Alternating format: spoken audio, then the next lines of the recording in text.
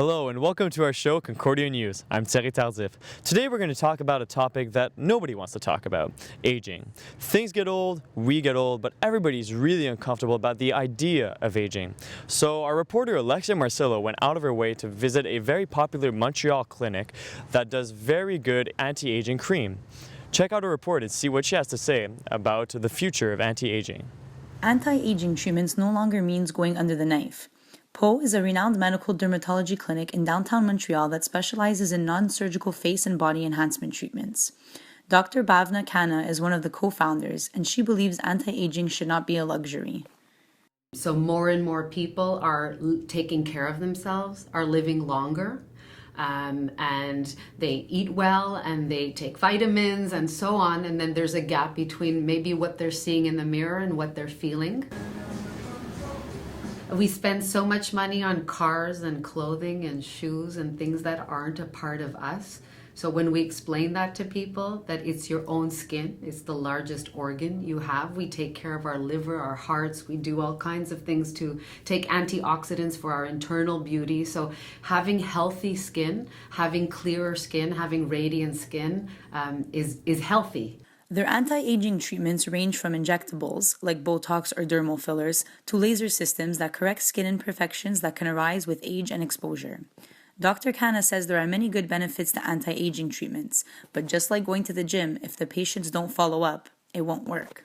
But if you don't continue to take care of your skin, you don't have proper skincare habits at home, you continue to possibly smoke or not protect yourself from the harmful effects of the sun's rays, then you're kind of losing that benefit, not maintaining it, and you go back to a correction stage. She also wants people to understand these results are not permanent.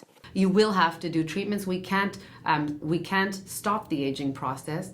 We can correct your skin. We can give you maintenance programs, whereas you're in the prevention stage, but we can't stop you from aging. As the fear of growing old is present in our society, and as the knowledge of age-related health issues increases, the anti-aging business has no choice but to grow as well.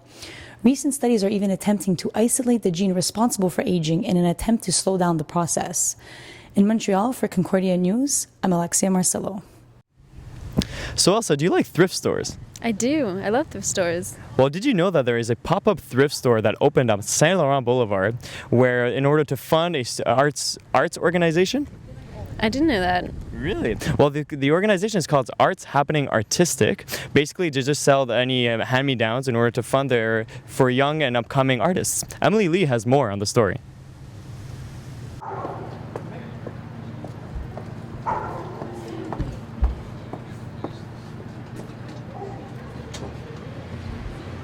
Organizer Maribel Garcia Navarro has a goal: to raise money to showcase new artists and help fund a newly formed art collective.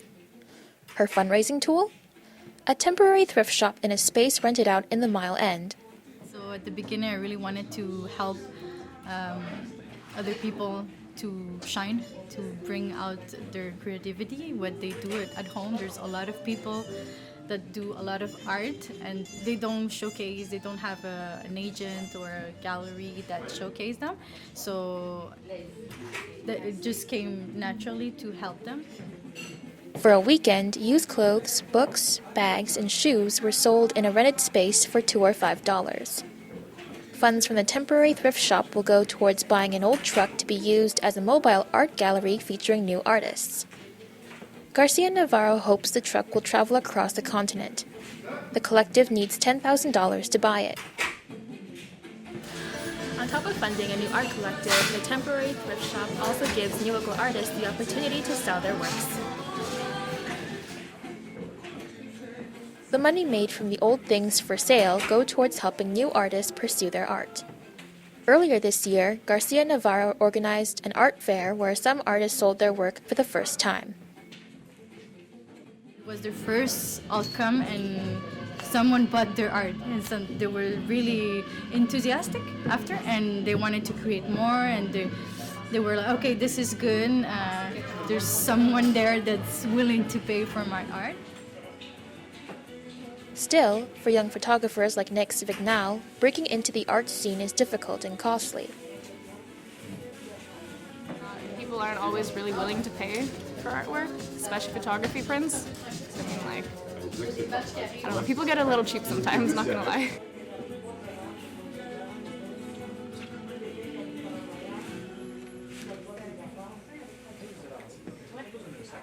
Whatever art you actually do, so whether it's tattoo or just design or whatever, it's just very difficult to be able to live that passion, I guess. No part of it is easy, none whatsoever. It's a constant struggle, and half the time you feel like giving up, and you're kind of like, you're constantly doubting yourself, but I mean, as long as you're still passionate about it, just go for it, just go for it. In pursuit of its goal, the collective has plans for similar events in the future. For Concordia News, I'm Emily Lee. Did you vote this election? Unfortunately, no, I didn't. Why? Well, it just got really complicated in my head. Even though the people even came to school, I was like already saying I wasn't going to vote because I wasn't going to vote for the Liberals, Conservatives, or the NDP. I should have voted for the Green Party because nobody was going to vote for them. So, you know, Elizabeth May, I got you. I got you, girl. I got you. But unfortunately, you know, I didn't have time to go out there, and I ended up not voting, and I deeply regret it because Facebook definitely let me know that I was worth nothing if I didn't get out there to vote. Well, you see, the big issue out there is to get youth to vote. So Chris Ross and I went out of our way in order to understand why political organizations have a hard time to get the youth vote out. The youth vote has been an issue for the past 40 years in Canadian federal politics. 38.8% of Canadian youth voted in the past federal election, and multiple organizations and politicians are taking on the issue. Apathy is boring as Kevin Riordan believes that there's a need to engage youth at an early age. It's just important to get those people engaged in democracy early. Studies show that if you don't vote in the first two elections that you're eligible in, you probably won't vote for the rest of your lifetime. And so if you lose those voters now, then the rest of their lives is potentially they don't vote. He also believes real conversation between elected officials and youth would gauge the interest of the 5.5 million youth that are eligible to vote. Cyril Giraud, Green Party candidate in Laurier-Sainte-Marie, expresses his personal experience as an international citizen to think of the right to vote as a privilege and an honor. They experienced the right to vote very recently for some countries. Some other it's different. You see, when they arrive here, for example, in immigrants, they are very attached to this right to vote. Also, in immigrants, they win the right to vote after a few years they have spent in the country. So that makes a difference, so that you can involve yourself in the politics of your country, in the future of the country that you have chosen. He also believes that it is the responsibility of politicians to mobilize youth to the polls. Yeah, definitely this is our responsibility to get the young people mobilized so that they see the importance of the vote. We have the responsibility to go towards the citizen and whatever their age is, and let them know that there is something that is really important for them. Like they have to.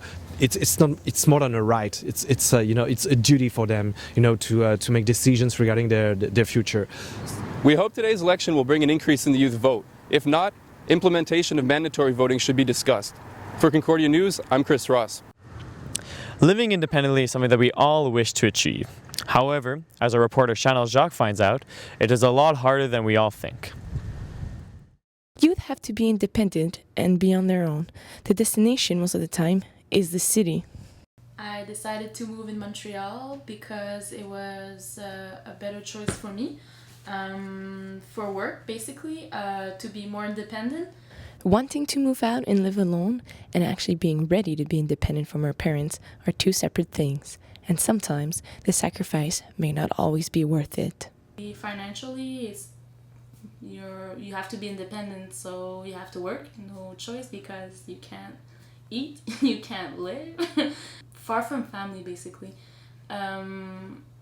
I think it's important to be close with your family, but when you move out of the house, you learn to appreciate more the moment with the family.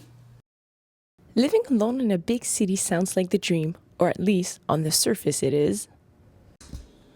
I have no more housemaid. This is awful, I'm such a snob. And the pro is I'm near everything and I'm actually enjoying myself right now. Living alone as a young adult has its ups and downs, but in the end, the sacrifice is worth it. Chanel Jacques, Concordia News, Montreal. Well, that's all for us here at Concordia News. For the rest of the team, I'm Thierry Tardif. On the next episode of AMC's The Walking Dead. You have to keep going. No waiting. No hiding. Something's in front of you. You kill it.